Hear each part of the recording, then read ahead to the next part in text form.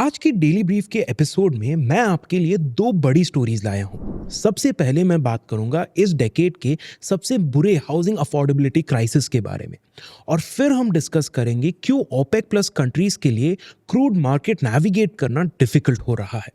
Welcome to the daily brief, जहां हम market की सबसे बड़ी स्टोरीज और ट्रेंड्स को सिंप्लीफाई करते हैं। मैं हूं आपका होस्ट रोहित अग्रवाला। आज है फ्राइडे 13 दिसंबर। आप हमें स्पॉटिफाई, एप्पल पॉडकास्ट या किसी भी और प्लेटफॉर्म पर सुन सकते हैं। और अगर आप पढ़ना पसंद करते हैं तो हमारी नो स्पैम न्यूज़लेटर को सब्सक्राइब कर लीजिए फॉर अ क्विक रनडाउन। सब लिंक्स आपको डिस्क्रिप्शन में मिल जाएंगे। तो चलते हैं पहली स्टोरी। लंदन से लेकर मुंबई तक हाउसिंग मार्केट्स एक इंटरेस्टिंग पॉइंट पे पहुंच गए हैं। चलिए समझते हैं कि ग्लोबल और इंडियन कॉन्टेक्स्ट में चल क्या रहा है। मैं इस टॉपिक के बारे में इसीलिए बात कर रहा हूं क्योंकि आईएमएफ के फाइनेंस एंड डेवलपमेंट मैगजीन ने दुनिया भर के हाउसिंग मार्केट्स पे एक सीरीज पब्लिश की है। काफ़ी इंटरेस्टिंग पॉइंट्स थे, तो सोचा आपके लिए समराइज कर दूं। पहले बिग पिक्चर देखते हैं। हाउसिंग सिर्फ सर के ऊपर एक छत होने की बात नहीं है, ये लोगों की वेल्थ और डेथ दोनों का सबसे बड़ा सोर्स है। इकोनॉमिक स्टेबिलिटी के लिए हाउसिंग बहुत ज़रूरी है और इस सिक्योरिटी और बिलोंगिंगनेस का सिंबल भी है। लेकिन आजकल इस सपने को पूरा करना मुश्किल होता जा रहा है, खासकर यंग जनरेशन के लिए। नंबर्स काफ़ी सीरियस है। आईएमएफ के नए रिसर्च के हिसाब से हाउसिंग आज उतनी ही इनएक्सेसिबल है जितनी 2008 फाइनेंशियल क्राइसिस के बबल के टाइम थी। सबसे ज़्यादा impact US, UK, Australia, Canada, Germany, Portugal और स्विट्जरलैंड में देखा गया है। यूएस में हाउसिंग अफोर्डेबिलिटी इंडेक्स 2021 के 150 से गिरकर 2024 में मिड 80s तक पहुंच गया है। यूके में भी सिचुएशन ऐसा ही है, वहां इंडेक्स 105 से गिरकर लो 70s तक आ गया है। आईएमएफ आर्टिकल्स में इंडिया के बारे में ज़्यादा डेटा नहीं था, पर मैं उस पे भी आगे बात करूंगा। इस क्राइसिस का सबसे इंटरेस्टिंग एस्पेक्ट इसका साइकोलॉजिकल एलिमेंट है। ये सिर्फ इंटरेस्ट रेट्स की बात नहीं है, वो पिछले 50 साल के अफोर्डेबिलिटी चेंजेस का सिर्फ 25% रीजन है। रियल प्रॉब्लम है ह्यूमन बिहेवियर। फोमो यानी फियर ऑफ मिसिंग आउट और सोशल नैरेटिव्स के चक्कर में लोग प्राइसेस को और हाई पुश करते जा रहे हैं। जनरेशनल डिवाइड भी काफ़ी बड़ा है।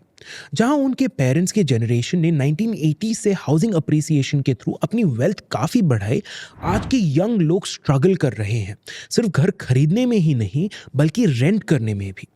पर ये क्राइसिस हो क्यों रहा है? एक परफेक्ट स्टॉर्म बन गया है। हाई इंटरेस्ट रेट से मॉर्गेज कॉस्ट तो ऊपर गए ही हैं, पर और भी फंडामेंटल इश्यूज हैं। जोनिंग लॉज और लैंड यूज रिस्ट्रिक्शंस की वजह से सप्लाई बहुत लिमिटेड है। कनाडा का एग्जाम्पल ही ले लीजिए। वहाँ हर साल 5 लाख नए घरों की ज़रूरत है डिमांड पूरी करने के लिए, पर पिछले 20 साल से वो सिर्फ 1.5 लाख से 2.5 लाख घर ही बना पा रहे हैं। एक और यूनिक बात ये है कि जहां पिछले डाउन टर्न्स में हाउसिंग मार्केट्स वीक होती थी, कोविड-19 रिसेशन के टाइम हाउस प्राइसेस एक्चुअली बढ़े हैं। सेंट्रल बैंक्स के इंटरेस्ट रेट्स बढ़ाने के बाद भी प्राइसेस उतने नहीं गिरे जितना एक्सपर्ट्स ने प्रेडिक्ट किया था। एक और डार्क एलिमेंट भी है। क्रिमिनल नेटवर्क्स और corrupt politicians luxury real estate को अपने इलीगल पैसों को छुपाने के लिए यूज करते हैं, खासकर न्यूयॉर्क, मायामी, लंदन और दुबई जैसे सिटीज में। लंदन में 2018 तक फॉरेन कंपनीज के पास 7.51 लाख करोड़ रुपीस की प्रॉपर्टीज थी, जिसमें 90% टैक्स हेवंस के थ्रू खरीदी गई थी। इस वजह से फॉरेन बायर्स के खिलाफ ग्लोबल बैकलैश देखा गया है। ऑस्ट्रेलिया ने फॉरेनर्स के लिए एग्जिस्टिंग हाउसेस खरीदने की फीस ट्रिपल कर दी है। न्यूजीलैंड ने 2018 में कुछ रेसिडेंशियल प्रॉपर्टीज खरीदने से फॉरेनर्स पे बैन लगा दिया। कनाडा ने अपना फॉरेन बायर बैन 2027 तक एक्सटेंड कर दिया है। सिंगापुर ने भी फॉरेन बायर्स के लिए स्टैम्प ड्यूटी डबल करके 60% कर दी है। अब बात करते हैं इंडिया की। Real estate portal magic bricks के एक रिपोर्ट के मुताबिक इंडियन मार्केट्स के प्राइस टू इनकम रेशियो 7.5 तक पहुंच गया है, जो ग्लोबली एक्सेप्टेड 5 के लेवल के काफ़ी ऊपर है। प्राइस टू इनकम रेशियो का मतलब होता है कि एक घर खरीदने के लिए आपको अपने एनुअल इनकम के कितने सालों की सेविंग्स चाहिए। आइडियली ये नंबर 5 या उससे नीचे होना चाहिए।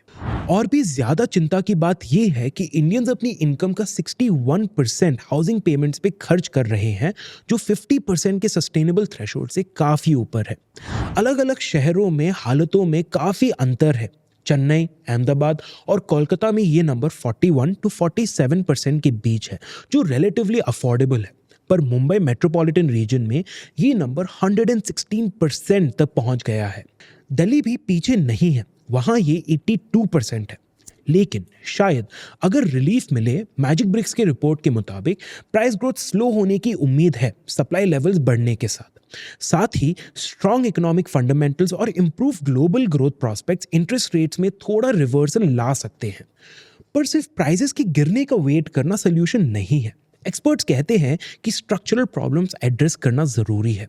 रेगुलेटरी बैरियर्स को हटाना, लो इनकम हाउसहोल्ड्स के लिए टारगेटेड सपोर्ट लाना और ऐसी जोनिंग लॉज को बदलना होगा जो हाउसिंग सप्लाई को रिस्ट्रिक्ट करते हैं। जैसे एलन कोलर कहते हैं, it's a global housing affordability crisis, but each country is unhappy in its own way. तो अब चलते हैं सेकेंड स्टोरी पर। ओपेक प्लस ने दो बड़े डिसीजंस लिए हैं जो 2025 के एनर्जी मार्केट को शेप कर सकते हैं। ये सऊदी अरेबिया और रशिया के लीडरशिप में 23 ऑयल प्रोड्यूसिंग नेशंस का अलायंस है। पहला, ग्रुप ने ऑयल प्रोडक्शन बढ़ाने के लिए अपने प्लान्स को डिले कर दिया है। पहले जनवरी 2025 से 2.2 मिलियन बैरल्स पर डे या बीपीडी का प्रोडक्शन बूस्ट प्लान किया गया था, जो अब अप्रैल तक पोस्टपोन कर दिया गया है। दूसरा, ओपेक ने अपना ग्लोबल ऑयल डिमांड फॉरकास्ट 2024 के लिए बहुत बदल दिया है। अब वो सिर्फ 1.6 मिलियन बीपीडी का ग्रोथ एक्सपेक्ट कर रहे हैं, जो पहले के 1.81 मिलियन बीपीडी प्रोजेक्शन से कम है। ये जुलाई के बाद का सबसे बड़ा रिवीजन है, जो 27% का कट दिखाता है। ये चेंजेस 2024 में ऑयल मार्केट के मुश्किल कंडीशंस को रिफ्लेक्ट करते हैं। अब समझते हैं कि इन डिसीजंस का सिग्निफिकेंस क्या है और ईयर के एंड में ग्लोबल ऑयल मार्केट्स की कंडीशन क्या होगी। 2024 में दुनिया लगभग 101 million barrels oil daily consume कर रही है। ओपेक एक्सपेक्ट करता है कि ये 2025 में बढ़कर 103.8 मिलियन बीपीडी हो जाएगा और नेक्स्ट ईयर के फाइनल क्वार्टर में 105.5 मिलियन बीपीडी के पीक तक पहुंच सकता है। लेकिन इस ग्रोथ का पेस काफी धीमा हो रहा है। 5.8 मिलियन बीपीडी या ग्लोबल डेली डिमांड के रफली 6% के प्रोडक्शन कट्स के बावजूद ऑयल प्राइसेस सर्ज नहीं हुए हैं। ब्रेंट क्रूड, जो ग्लोबल बेंचमार्क है, अभी 73 to 74 डॉलर्स पर बैरल के रेंज में ट्रेड कर रहा है, जो 80 to 85 डॉलर के टारगेट रेंज से काफ़ी नीचे है, जो सऊदी अरेबिया जैसे देशों के बजट गोल्स के लिए ज़रूरी है। प्रोडक्शन बढ़ाने का डिले और आउटपुट कट्स कंटिन्यू करना ओपेक प्लस का मार्केट के सिचुएशन के लिए रिस्पॉन्स है। इस साल ऑयल डिमांड उम्मीद से ज्यादा वीक रही है। चाइना, जो हिस्टोरिकली ग्लोबल ऑयल कंजम्पशन का एक की ड्राइवर रहा है, इकोनॉमिक स्लोडाउन का सामना कर रहा है। मैन्युफैक्चरिंग एक्टिविटी धीमी हुई है, कंज्यूमर स्पेंडिंग कम है और ऑयल इंपोर्ट्स उम्मीद किए हुए लेवल्स तक नहीं पहुंची है। यूएस और यूरोप में हाई इंटरेस्ट रेट्स की वजह से इकोनॉमिक एक्टिविटी धीमी हुई है, जिसकी वजह से ऑयल डिमांड और गिर गई है। इमर्जिंग मार्केट्स जैसे इंडिया में डिमांड ग्रोथ स्टेडी रही है, लेकिन ग्लोबल वीकनेस को ऑफसेट करने के लिए काफ़ी नहीं है। ओपेक प्लस के लिए एक और चैलेंज है नॉन ओपेक कंट्रीज की ग्रोइंग सप्लाई। यूएस, जो अब दुनिया का सबसे बड़ा ऑयल प्रोड्यूसर है, रिकॉर्ड लेवल्स पे ऑयल प्रोड्यूस कर रहा है। इसके कारण ओपेक प्लस के 2022 से चल रहे सप्लाई कट्स न्यूट्रलाइज हो रहा है। ब्राजील और कनाडा जैसे कंट्रीज ने भी अपना प्रोडक्शन बढ़ाया है। ओपेक प्लस एक ट्रिकी सिचुएशन में फंस गया है। उन्हें अपनी इकोनॉमी सपोर्ट करने के लिए हायर प्राइसेस चाहिए, लेकिन अगर वो प्रोडक्शन बढ़ाते हैं तो प्राइसेस और नीचे गिर सकते हैं। सप्लाई टाइट रखकर वो प्राइसेस स्टेबलाइज करने और अपना मार्केट शेयर प्रोटेक्ट करने की कोशिश कर रहे हैं। साल की शुरुआत में आउटलुक ब्राइट लग रहा था। ओपेक ने लगभग 2 मिलियन बीपीडी का रोबस्ट डिमांड ग्रोथ प्रोजेक्ट किया था, चाइना और ग्लोबल इकोनॉमीज की रिकवरी की उम्मीद करते हुए। लेकिन एक्सपेक्टेशन स्टेडीली गिरती गई। चाइना, जिसने पिछले 10 सालों का ग्लोबल ऑयल डिमांड ग्रोथ का 60% कंट्रीब्यूट किया था, 2024 में वीक हो गया। फैक्ट्री आउटपुट के कम होने और पेट्रोकेमिकल सेक्टर की वीक डिमांड ने ऑयल कंजम्पशन को बहुत इम्पैक्ट किया। बाकी दुनिया में भी हालत कुछ ज़्यादा अच्छी नहीं थी। यूरोप इकोनॉमिक स्टैग्नेशन फेस कर रहा था और यूएस में राइजिंग बोरोइंग कॉस्ट की वजह से ग्रोथ एक्सपेक्टेशंस कम हो गई थी। ग्लोबली हाई इंटरेस्ट रेट्स ने इकोनॉमिक एक्टिविटी को कम कर दिया, जिसकी वजह से एनर्जी इंटेंसिव इंडस्ट्रीज और ट्रांसपोर्टेशन की डिमांड गिर गई। रिन्यूएबल एनर्जी और इलेक्ट्रिक व्हीकल्स की तरफ लॉन्ग टर्म शिफ्ट ने भी ऑयल डिमांड पे इम्पैक्ट किया है। 2024 में इलेक्ट्रिक व्हीकल सेल्स यूरोप और चाइना में बढ़ी, जो गैसोलीन डिमांड को डायरेक्टली अफेक्ट कर रही है। ये ट्रांजिशन ग्रेजुअल है, लेकिन इसके इफेक्ट्स अब दिखने लगे हैं। थियोरेटिकली ओपेक प्लस के सप्लाई कट्स के कारण प्राइसेस बढ़ने चाहिए थे, पर इन कारणों से मार्केट्स अपने आप बैलेंस हो रहा है। पहला, नॉन ओपेक प्रोडक्शन बढ़ रहा है। अकेला यूएस ही रिकॉर्ड लेवल्स पे ऑयल प्रोड्यूस कर रहा है और रशिया सैंक्शंस के बावजूद अपना एक्सपोर्ट मेंटेन कर रहा है। ये एडिशनल सप्लाई ओपेक प्लस के कट्स के असर को ऑफसेट कर रहा है। दूसरा, डिमांड ग्रोथ कमजोर हो रही है। वीक ग्लोबल इकोनॉमी की वजह से ट्रांसपोर्टेशन और मैन्युफैक्चरिंग सेक्टर्स की ऑयल की नीड्स कम हुई है। तीसरा, ट्रेडर्स हायर ऑयल प्राइसेस पे बेट नहीं करना चाह रहे हैं। इंटरनेशनल एनर्जी एजेंसी ने प्रेडिक्ट किया है कि नॉन ओपेक कंट्रीज की इंक्रीज प्रोडक्शन के कारण 2025 तक 8 लाख बीपीडी का ओवर सप्लाई हो सकता है।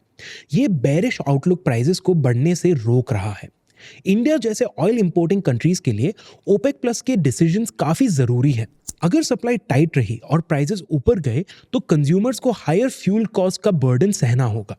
इसका इन्फ्लेशन पर भी असर होगा, जो ट्रांसपोर्टेशन से लेकर फूड प्राइसेस तक सब कुछ महंगा कर देगा।